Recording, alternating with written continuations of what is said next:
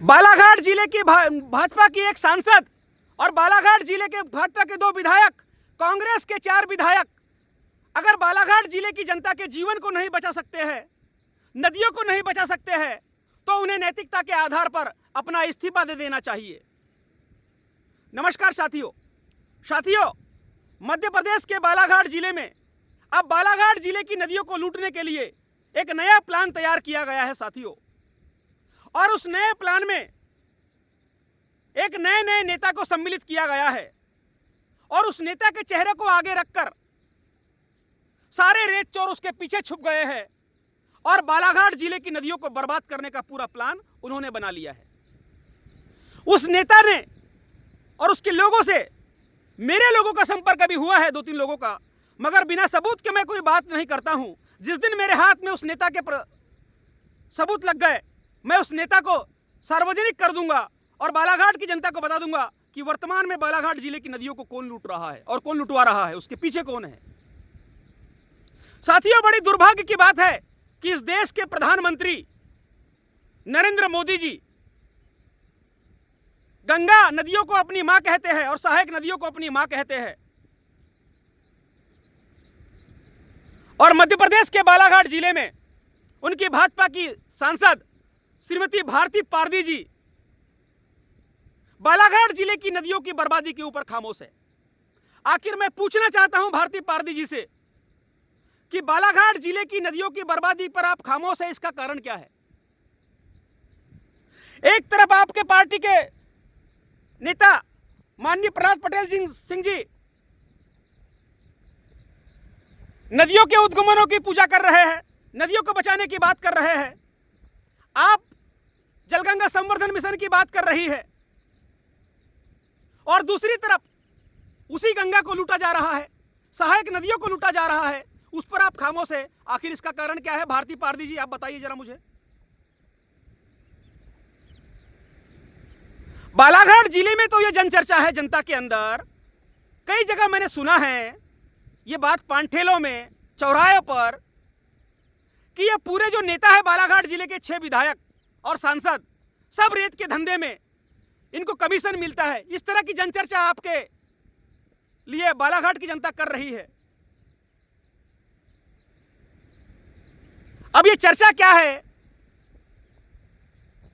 और क्या नहीं है, इसको आपको साबित करना होगा, और साबित तब होगा जब आप नदियों को बचाने के लिए सामने आएंगे। यहां भाजपा के 2 विधायक हैं, कांग्रेस के 4 विधायक हैं। माना कि मध्य प्रदेश में भाजपा की सरकार है और सरकार ये लुटवा रही है, मगर कांग्रेस यहां पर विपक्ष में है, वो क्या कर रही है, क्या भूमिका है कांग्रेस के विधायकों की इसमें। अगर कांग्रेस के विधायकों की भूमिका इसमें नहीं है और कांग्रेस के विधायक, बालाघाट जिले के 4 विधायक नदियों को बर्बाद करने वाले और रेत की चोरी करने वाले से कमीशन नहीं खा रहे हैं, तो उन्हें सामने आना चाहिए और बालाघाट जिले की नदियों को बचाना चाहिए। हमने अपने दम पर अभी तक शिकायतों के माध्यम से, सोशल मीडिया के माध्यम से, आप सभी साथियों के सहयोग के माध्यम से नदियों की बर्बादी को कंट्रोल करके रखा था, मगर साथियों अब ये पूरे चोर मिलकर एक बड़ी तबाही के चक्कर में लगे हुए हैं और बालाघाट जिले में जो घाट स्वीकृत भी नहीं है, उन घाटों को भी लुटवाया जा रहा है। और हमें जानकारी मिली है कि ये जो कंपनी है नेशनल एनर्जी आई है, इसने बालाघाट जिले के स्थानीय लोगों को लड़ाने के लिए, यहां विवाद पैदा करने के लिए इन्हीं लोगों को ठेका दे दिया है, और जो घाट स्वीकृत नहीं है उनको भी वो लुटवाने के चक्कर में ये कंपनी है। बड़ी दुर्भाग्य की बात है साथियों, मेरे पास जानकारी आई है कि कटंगी विधानसभा क्षेत्र में जहां पर एक भी स्वीकृत घाट नहीं है, कलगांव बहाकल जो थे वो रद्द हो चुके हैं, वहां पर भी ट्रैक्टरों की चोरी के लिए ठेका लिया जा रहा है। अब इस पर देखना होगा कि भाजपा के विधायक गौरव सिंह पारदी जी उस पर कितना कंट्रोल लगा पाते हैं।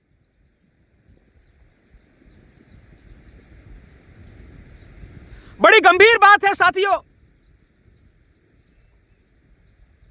कि इन विधायकों के क्षेत्रों में नदियां लुट रही है बालाघाट के जनता के जीवन को बर्बाद करने का प्लान बनाया जा रहा है और बालाघाट की जनता बूंद बूंद पानी के लिए तरसे, ऐसी व्यवस्था की जा रही है और जनता के चुने हुए जनप्रतिनिधि ये विधायक खामोश है।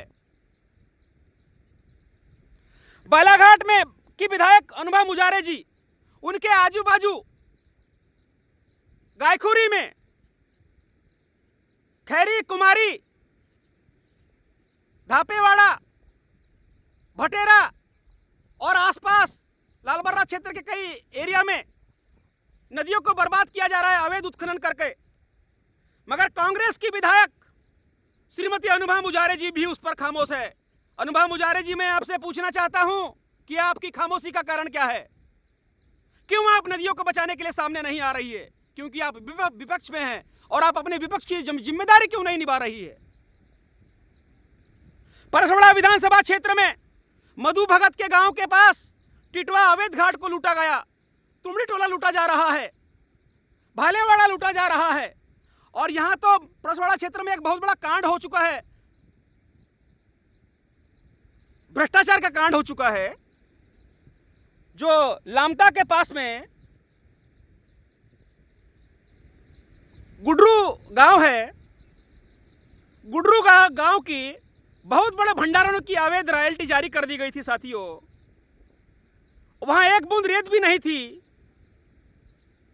और पूरा स्कैम किया गया, भ्रष्टाचार किया गया खनिज विभाग के द्वारा। इस पर परसवाड़ा विधानसभा क्षेत्र के विधायक मधु भगत ने कुछ भी नहीं बोला। लगातार मधु भगत के एरिया में रेत लुट रही है। मधु भगत जी, इस खामोशी का कारण क्या है? क्या आप रेत माफिया से कमीशन खा रहे हैं?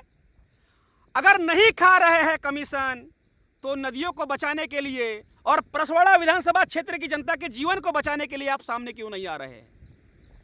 क्या कारण है?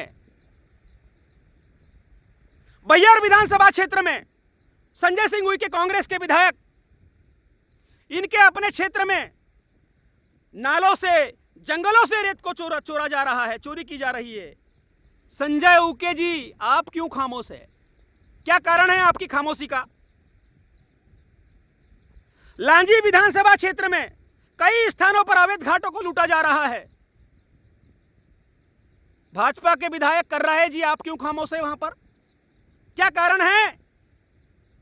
क्या यह काम अकेले राजा लिल्लारे का है या बालाघाट के सामान्य जनता का है? आपको किस लिए चुना है हम लोगों ने? हमारी नदियों को नोच नोच के खाने के लिए?